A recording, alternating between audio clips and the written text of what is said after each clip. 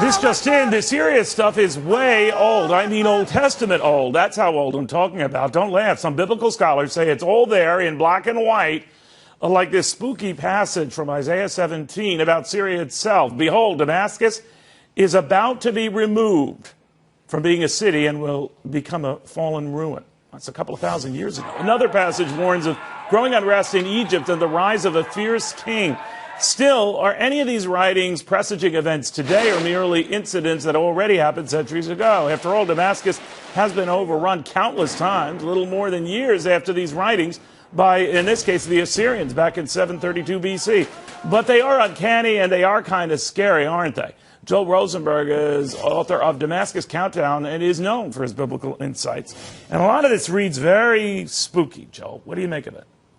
It is very interesting. These are prophecies more than 2,700 years old, some of them, but they have not actually been fulfilled. Damascus has certainly been attacked. It's been conquered, and as it was in 732 BC.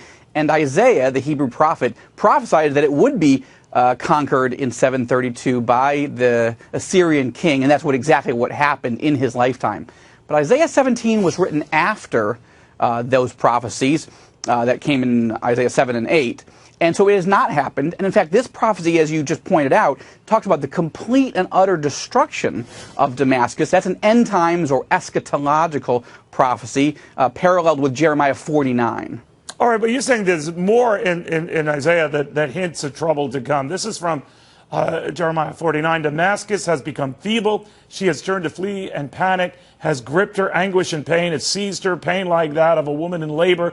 Why has the city of renown not been abandoned, the town in which I delight? Surely her young men will fall in the streets. All her soldiers will be silenced in that day, declares the Lord Almighty. I will set fire to the walls of Damascus. It will consume the fortresses of Ben-Hadad. What are we to make of that?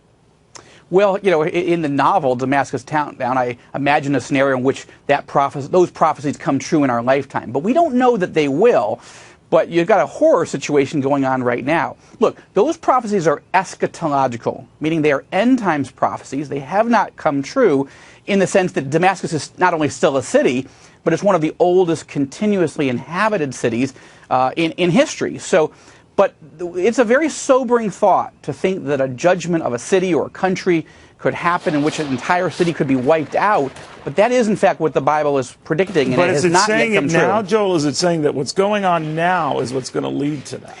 It's impossible for us to know that yet. I mean, and I think it's wrong for people who teach Bible prophecies to guess. I mean, in a sense, to try to say for certain it's going to happen now.